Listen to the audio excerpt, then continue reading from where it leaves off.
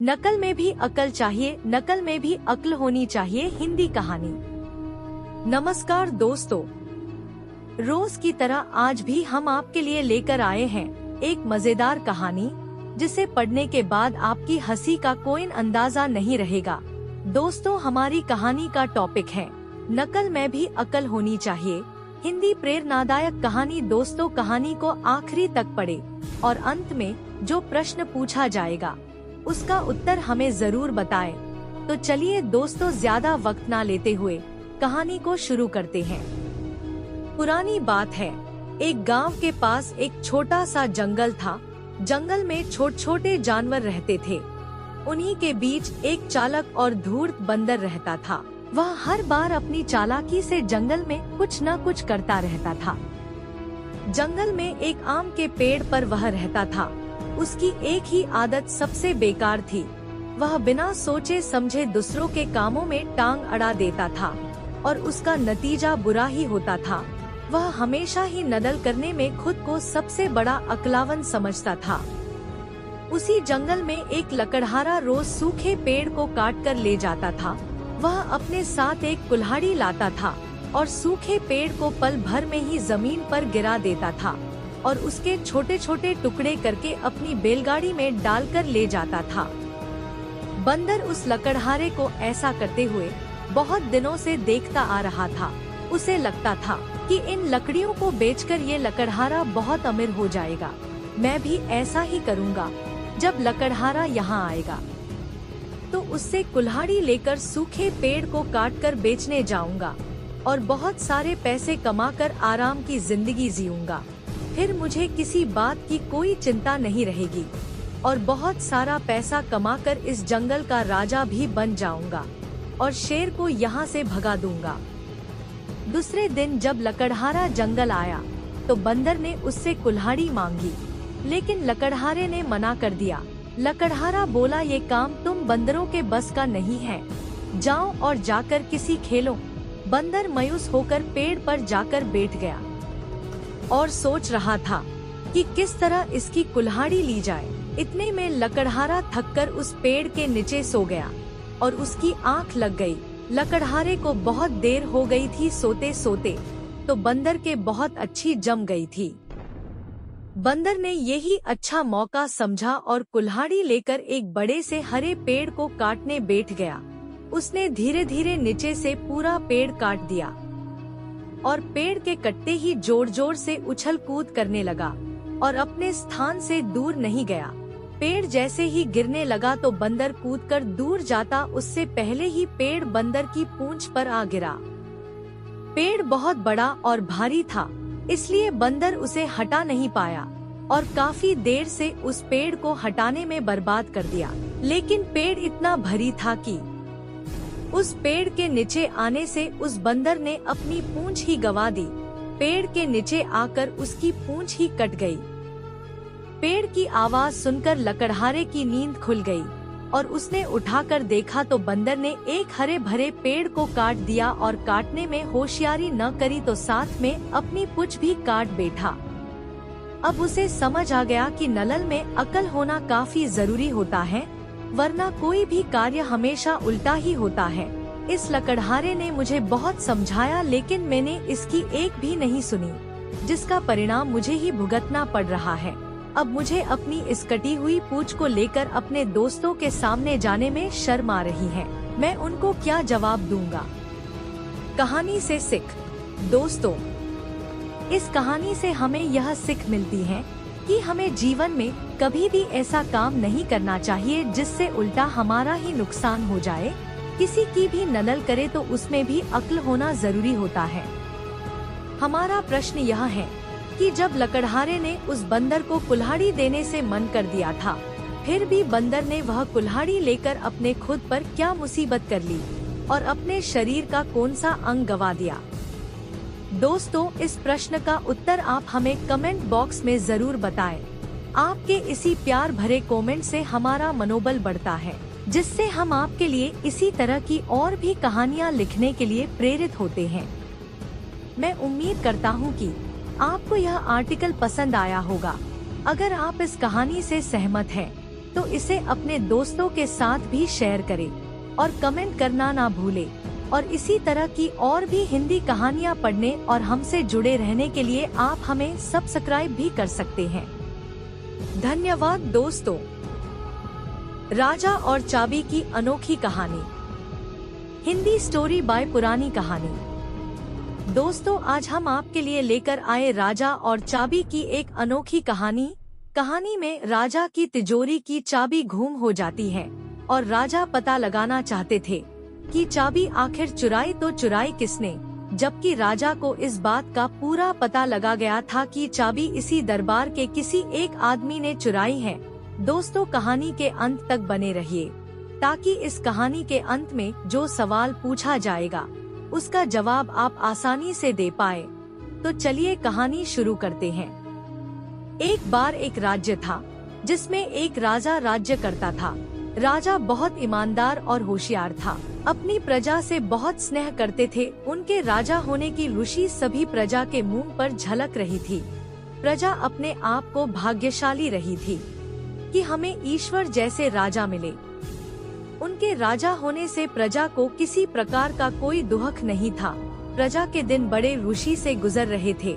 राजा के राज दरबार में कई सारे मंत्री रहते थे, जिनमें से एक मंत्री लोभी और घमंडी था। वह राज दरबार से चोरी छुपके कुछ न कुछ चुरा ही लेता था, लेकिन किसी को भी इस बात का पता नहीं चलता था। कभी सिक्के चुरा लेता तो कभी आभूषण चुरा लेता तो कभी कभी ऐनी वस्तुएं भी चुरा लेता था। जब राजा को इस बात का पता चलने लगा कि राज दरबार से रोजाना कुछ न कुछ चुराया जा रहा है, तो उसे इस बात का बहुत दुख होता है कि हमारे राज्य में ऐसा काम करने वाला कौन होगा। उसे अपने मंत्रियों में से एक मंत्री पर संदेह होने लगा। तो राजा ने सच सामने लाने के लिए एक दिन अपने शयन कक्ष की चाबी वहीं पर एक जगह गिरा दी और अपने मंत्रियों को इस बात की खबर दी और चाबी ढूंढने को कहा। सभी मंत्री चाबी ढूंढने लगे और राजा उन पर नजर रखने लगा। रात होने पर चाबी न मिलती तो सभी मंत्री भी जाकर सो जाते हैं और राजा चाबी लेकर अपने कक्ष में सो जाते थे। कई दिनों तक ऐसा ही चलता गया और एक दिन राजा का संदेह सत्य निकला। उस मंत्री को वह चाबी मिल गई थी, लेकिन उसने वह चाबी अपनी जगह छिपा दी ताकि राजा के कक्ष में भी चोरी की जाए। तभी दूसरे दिन राजा ने कहा, मेरे कक्ष में 200 सोने की मोहरें हैं। अगर चाबी न मिली तो वह कुछ काम की नहीं है, और अगर जिस मंत्री को मिलेगी उसे 1000 सोने की मोहरें दूंगा।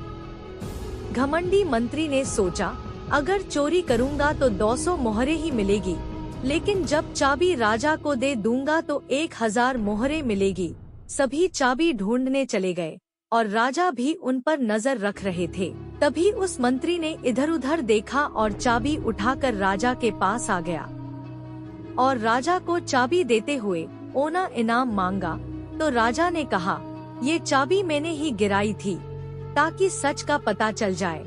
तुम चोर हो, तुमने लालच करके चाबी मिलने के बाद भी उसे छिपा दी और फिर इधर उधर देखकर चाबी उठाकर मुझे दे दी। तुम्हें लगा कि किसी ने तुमको देखा नहीं होगा और 1000 मोहरें मुझे मिल जाएगी। मैंने सब कुछ देख लिया था। तुम लालची और घमंडी मंत्री हो, इसका पता लगाने के लिए ही मेसा किया था। राजा ने उस मंत्री को अपने राज दरबार से ही बाहर कर दिया। राजा ने उस मंत्री को बंदी बना लिया और कारागृह में डाल दिया और उस पर कड़ी निगरानी रखने का आदेश दिया। दूसरे दिन राजसभा में राजा ने मंत्री को बुलवाया और राजसभा में सबके बीच में खड़ा कर दिया और फिर सबको उसकी पूरी करतूत के बारे में बताया गया। राजा ने उस मंत्री को पूरी प्रजा के सामने ले जाने का विचार किया ताकि मंत्री को पूरी प्रजा के सामने दंडित किया जाए, ताकि पूरी प्रजा में और उसके पूरे मंत्रियों में सभी को पता चले कि राजा के राज दरबार में चोरी करने का क्या अंजाम होता है। राजा ने मंत्री को सबके सामने कड़ी सजा दी ताकि राज्य का कोई दूसरा सदस्य या मंत्री कोई भी अगली बार चोरी करने से पहले 1000 बार सोचे कि राजा के दरबार में चोरी करने का क्या अंजाम होगा। दोस्तों, आज का हमारा सवाल यह है कि कहानी में जो राजा की चाबी गुम हुई थी, वह चाबी किसने चुराई थी? और क्या इस बात का राजा को पहले से पता था कि चाबी किसने चुराई है? दोस्तों, आप इस सवाल का जवाब हमें कमेंट में जरूर बताएं और इस कहानी को अपने दोस्तों के साथ भी शेयर करें। और इसी तरह की कहानी डेली पढ़ने और हमसे जुड़े रहने के लिए आप हमें सब्सक्राइब भी कर सकते हैं। तलवार और सुई की तुलनात्मक कहानी। बटा प्रेरक कहानी बटा बाय पुरानी कहानी। दोस्तों, हमारे इस कहानी का शीर्षक है तलवार और सुई। दोस्तों, आज का हमारा यह आर्टिकल इसी शीर्षक पर आधारित है। तलवार और सुई में जमीन आसमान का फर्क है। तलवार जहां काटने और मारने का काम करती है, वहीं एक नन्ही सी सुई जोड़ने का कार्य करती है। इस कहानी के अंत तक बने रहिए और कहानी के आखिरी पैराग्राफ में एक सवाल पूछा जाएगा जिसका जवाब इसी कहानी में मौजूद होगा। आपको उस सवाल का जवाब हमें कमेंट में बताना है। तो चलिए कहानी को शुरू करते हैं। बहुत समय पुरानी बात है। एक राज्य था जिसमें एक पराक्रमी राजा राज करता था। पराक्रमी होने के साथ ही वह काफी ईमानदार और दयालु राजा था। उनके पराक्रम की चर्चा दूर दूर तक होती थी। उसी राज्य के एक छोटे से गांव में एक पराक्रमी तलवारबाज भी रहता था। वह भी तलवारबाज में राजा की तरह ही पराक्रमी था। राजा के साथ उसने अपनी तलवारबाजी से बहुत सारे युद्ध जीते थे। उस राज्य में राजा के बाद दूसरा नाम उसी का आता था। लोगों को भी उसकी तलवारबाज बहुत पसंद थी। इतना पराक्रमी होने के बाद भी उसने अपने तलवारबाजी का प्रयास बंद नहीं किया था। उसका अभ्यास अभी भी जारी था। वह और भी सफलता पाना चाहता था। एक दिन उस तलवारबाज के घर पर खुशी का दिन था और उसी खुशी के माहौल में उस राज्य से बड़े बड़े लोगों ने उस तलवारबाज को तरह तरह की तलवारें भेंट की। किसी ने अच्छी डिजाइन वाली तलवार भेंट की, तो किसी ने सोने से बनी तलवार भेंट की, तो किसी ने उपहार स्वरूप बेशकीमती तलवार भेंट की। तलवारबाज उन सभी का स्नेह और भेंट देखकर बहुत खुश हो रहा था। तभी उन सभी लोगों में एक बाबा भी मौजूद थे। उन्होंने तलवारबाज को एक छोटी सी सुई भेंट की। यह देखकर वहां उपस्थित सभी लोग जोर जोर से हंसने लगे। तभी बाबा बोले, तुम सुई का महत्व नहीं समझ सकते। इसका आकार छोटा है, लेकिन ये उन बेशकीमती तलवारों से भी अधिक कीमती है। तलवार हमेशा ही लोगों की मारने और काटने का काम करती है। तलवार हमेशा ही अलग अलग करने का काम करती है, लेकिन सुई उन्हीं को आपस में जोड़ने का काम करती है। तोड़ना जितना आसान होता है, जोड़ना उतना ही कठिन होता है। सुई में विनम्रता होती है। तलवार एक अहंकार की तरह होती है और सुई प्रेम की भांति होती है। अहंकार लोगों को दूर कर देता है, तो प्रेम उन्हीं लोगों को आपस में जोड़ देता है। विनम्रता और प्रेम से दुनिया की सभी बेशकीमती वस्तु अपनी हो जाती है। अब समझ में आया कि सुई के आगे तलवार छोटी होती है। सभी लोग बाबा की बातें समझ गए। सभी ने बाबा से माफी मांगी और उनके चरण छूकर विनम्रता वाली दिशा चुन ली। सभी को बहुत पछतावा हुआ। तलवारबाजी ने भी बाबा के चरणों में सिर रखकर उनका धन्यवाद किया और बाबा की बातें ध्यान में रखकर विनम्रता और प्रेम वाला रास्ता चुन लिया। तभी से तलवारबाज ने निर्दयी और गरीब लोगों का शोषण करना व उन्हें सताना बंद कर दिया था और तभी से निर्दयी व गरीब लोगों की सहायता करने लगा। उसके बाद जब भी कोई गरीबों पर अत्याचार करता या उन्हें परेशान करता तो वह तलवारबाज उनकी रक्षा करता था। एक दिन जब ये बात राजा को पता चली तो राजा उस तलवारबाज से बहुत प्रसन्न हुआ और उसे अपने राज दरबार में बुलाया। जब वह तलवारबाज राजा के समक्ष आया तो राजा उसे देखकर बहुत प्रसन्न हुए। राजा ने तलवारबाज का अपने राजमहल में स्वागत करवाया और फिर उसे अपने साथ भोजन करवाया। राजा ने प्रसन्न होकर अपनी राजसभा में सभी के समक्ष तलवारबाज को अपनी सेना का सेनापति नियुक्त कर दिया। ये सुनकर तलवारबाज की खुशी का कोई ठिकाना नहीं रहा। वह बहुत खुश हुआ। तलवारबाज अब सेनापति का कार्यभार अच्छे से संभालने लगा। वह सबके साथ विनम्रता का व्यवहार करता था। उससे राजा बहुत खुश था। जब से राजा ने तलवारबाज को अपना सेनापति नियुक्त की, तब से राजा को किसी भी लड़ाई या युद्ध में जाने की जरूरत नहीं पड़ी, क्योंकि तलवारबाज अकेला ही सारे युद्ध लड़ लेता था। वह बहुत पराक्रमी भी था। राजा को अपने सेनापति पर नाज था। राजा को उस पर पूरा भरोसा था कि उसका सेनापति अकेला ही युद्ध लड़ सकता है। राजा सेनापति को उपहार स्वरूप कुछ न कुछ देता रहता था। दोस्तों, इस कहानी में हमारा आपसे यह सवाल है कि उस तलवारबाज को उन बाबा ने भेंट स्वरूप क्या दिया था। दोस्तों, आप इस सवाल का जवाब हमें कमेंट के माध्यम से जरूर बताएं और इस कहानी को अपने सभी दोस्तों के साथ शेयर करना ना भूलें। और इसी तरह की कहानियाँ डेली पढ़ने और हमसे जुड़े रहने के लिए आप हमें सब्सक्राइब भी कर सकते हैं। धन्यवाद। बिल्ली और दर्पण की शिक्षाप्रद कहानी बटा हिंदी स्टोरी। दोस्तों, कहानी बहुत ही मजेदार और मनोरंजन वाली होने वाली है, तो आप सभी इस कहानी को अंत तक पढ़ें। और कहानी के अंत में एक बहुत ही सरल सवाल पूछा जाएगा, जिसका जवाब आपको कमेंट बॉक्स में देना होगा। तो चलिए कहानी पढ़ते हैं। एक बार की बात है, किसी जंगल में एक बिल्ली रहती थी। बिल्ली अपने आप को बहुत होशियार और ताकतवर समझती थी। उस जंगल में उसके साथ वाली सभी बिल्लियां उससे डरकर रहती थी। बिना मतलब के वे सभी बिल्लियां उसके सामने खड़ी भी नहीं रह सकती थी, और अगर कोई उसके सामने आ भी जाती थी तो वह उसे सबक सिखा ही देती थी, जिससे वह फिर दोबारा उसके सामने आने की कोशिश भी नहीं करती थी। उस बलवान बिल्ली को भी अपने आप पर बहुत गर्व होता था। इस जंगल में कोई भी बिल्ली ऐसी नहीं है जो मेरा मुकाबला कर सके और मेरे सामने आकर खड़े होने की हिम्मत भी कर सके। सभी मुझसे डरकर रहती हैं। बिल्ली ने एक दिन सोचा कि क्यों न दूसरे जंगल में भी अपनी ताकत को दिखाई जाए। फिर देखते हैं कि दूसरे जंगल में ऐसी कोई बिल्ली है जो मेरा सामना कर सके। वह बिल्ली अपनी ताकत का प्रदर्शन करने के लिए दूसरे जंगल की तरफ जाने लगी। वह रास्ते में अकड़ती हुई चल रही थी।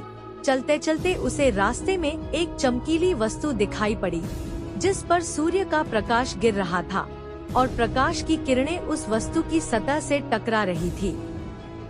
तो वह टकराकर परावर्तित होकर बिल्ली की आंखों पर गिरने लगी। वह वस्तु एक दर्पण था।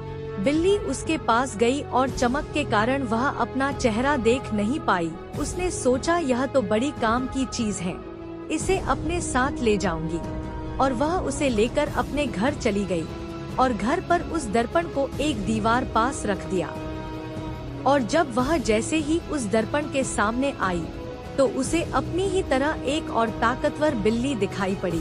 उसने उस बिल्ली को डराने की बहुत कोशिश की, लेकिन जैसे वह बिल्ली करती वैसे ही दर्पण वाली बिल्ली भी करती थी। वह उसे अपनी ताकत दिखाकर डराती तो वह भी उसे वैसे ही डराती थी। उसे डराने में ताकतवर और होशियार बिल्ली खुद ही डर गई और दर्पण से दूर जाकर सोचने लगी कि यह बिल्ली तो मुझसे भी ज्यादा ताकतवर है। मेरे सामने बिना डरे ही खड़ी हो गई और उल्टा मुझे ही डरा रही है। मैं तो अपने साथ एक चमकीली वस्तु लाया था, लेकिन उसमें तो ये डरावनी बिल्ली छुपकर बैठी है। उसने जंगल की सभी बिल्लियों को बुलाया और उस दर्पण वाली बिल्ली को दिखाया, तो सारी बिल्ली भी अपने आप की परछाई को दर्पण में देखकर डर गई। और वह बिल्ली बोली, ये बिल्ली तो मुझसे भी ज्यादा खतरनाक है।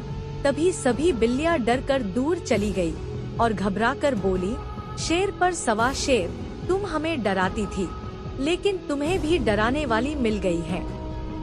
इसी प्रकार सारी बिल्लियां उस दर्पण में खुद की परछाई देखकर डरने लगी।